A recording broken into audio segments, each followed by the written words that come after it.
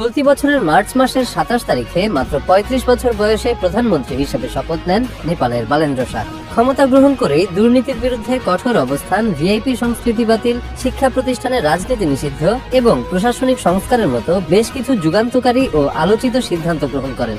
আইনের শাসন প্রতিষ্ঠা এবং তরুণ প্রজন্মের প্রত্যাশা পূরণে তার পদক্ষেপগুলো কেবল নেপালেই নয়, বিশ্বব্যাপী প্রশংসিত হয়েছে।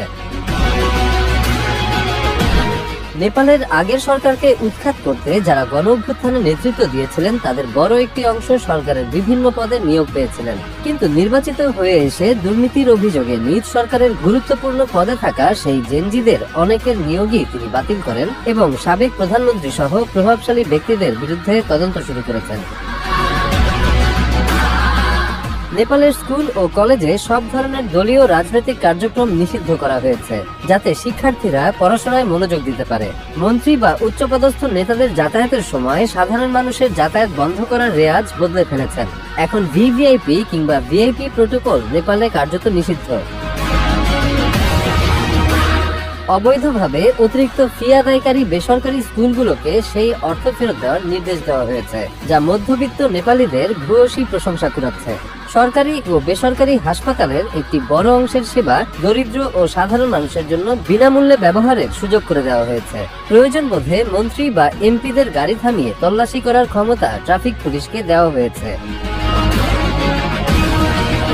নেপালের শ্রম, কর্মসংস্থান ও সামাজিক নিরাপত্তা মন্ত্রী দীপক কুমার শাহকে তার পদ থেকে বরখাস্ত করা হয়েছে। দলীয় শৃঙ্খলা ভঙ্গের দায়ে রাষ্ট্রীয় স্বতন্ত্র পার্টির সুপারিশের ভিত্তিতে গত ৯ এপ্রিল প্রধানমন্ত্রী বালেন্দ্র শাহ এই সিদ্ধান্ত গ্রহণ করেন। আরএসপি চেয়ারম্যান রবি লামিসানে দলের কেন্দ্রীয় শৃঙ্খলা কমিশনের প্রতিবেদনের উপর ভিত্তি করে আনুষ্ঠানিকভাবে প্রধানমন্ত্রীকে এই পদক্ষেপ নেওয়ার অনুরোধ জানিয়েছিলেন। মন্ত্রী দীপক কুমার শাহ ক্ষমতার অপব্যবহার করেছেন বলে কমিশনের তদন্তে উঠে এসেছে। অভিযোগ রয়েছে তিনি তার স্ত্রী ঝুনু শ্রেষ্ঠাকে স্বাস্থ্য বীমা বোর্ডের সদস্য হিসেবে বহাল রাখার জন্য নিজের দাপ্তরিক প্রভাব খাটিয়েছেন, যেখানে ওই পদটি দীর্ঘ সময় ধরে কার্যত নিষ্ক্রিয় ছিল। এই কর্মকাণ্ড দলের নীতি, আদর্শ ও ভাবমূর্তিকে চরমভাবে ক্ষুণ্ণ করেছে বলে মনে করছে দলটি। নেপালের প্রধানমন্ত্রীর কার্যালয় নিশ্চিত করেছে যে দলের সুপারিশ অনুযায়ী দীপক কুমার শাহকে মন্ত্রিত্ব থেকে অব্যাহতি দেওয়া হয়েছে। একই সঙ্গে দলীয় শৃঙ্খলা ও এই গুরুত্বপূর্ণ বিষয়টি গুরুত্বের সঙ্গে না দেখার অভিযোগে স্বাস্থ্য ও জনসংখ্যা বিষয়ক মন্ত্রী নিশা মেহতাকে সতর্কবার্তা প্রদান করা হয়েছে।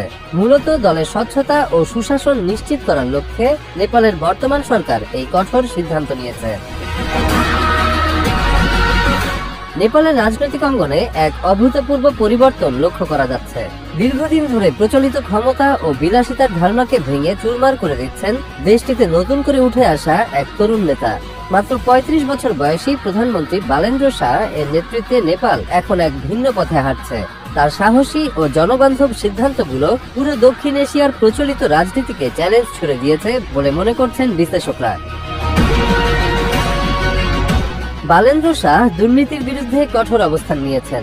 স্বজনপ্রীতি ও দুর্নীতির অভিযোগে তিনি নিজ সরকারের গুরুত্বপূর্ণ পদে থাকা জেনজি নেতাদের নিয়োগও বাতিল করেছেন। সাবেক প্রধানমন্ত্রী সহ একাধিক প্রভাবশালী ব্যক্তির বিরুদ্ধে দুর্নীতির তদন্ত শুরু হয়েছে এবং অনেককে গ্রেপ্তারও করা হয়েছে। এতে সাধারণ মানুষের মধ্যে আইনের শাসনের প্রতি আস্থা বাড়ছে। নারীদের কর্মস্থল ও শিক্ষা প্রতিষ্ঠানের নিরাপদ যাতায়াতের জন্য ব্লু বাস নামে বিশেষ পরিবহন ব্যবস্থা চালু করা হয়েছে। এই বাসগুলোতে নারীরা বিনামূল্যে ভ্রমণ করতে পারছেন, যা নেপালি সমাজে ইতিবাচক সাড়া ফেলেছে। কাজের গতি বাড়াতে এবং আমলাতান্ত্রিক জটিলতা কমাতে মন্ত্রণালয়ের সংখ্যা কমিয়ে আনা হয়েছে। সরকারি সেবা যেন মানুষের কাছে সহজে ও দ্রুত পৌঁছায়, সেটি বালেন্দ্র শাহ এর মূল লক্ষ্য। তরুণ বালেন্দ্র শাহ কেবল প্রতিশ্রুতি দিতেই নয়, দ্রুত বাস্তবায়নেও বিশ্বাস করেন। তার এই দৃঢ় নেতৃত্ব ও স্বচ্ছতা নেপালের সাধারণ মানুষের মনে নতুন আশার সঞ্চার করেছে। দক্ষিণ এশীয় দেশগুলোর মধ্যে নেপাল এখন এক নতুন রাজনৈতিক পরিবর্তনের সূতিকাগার হিসেবে গণ্য হচ্ছে।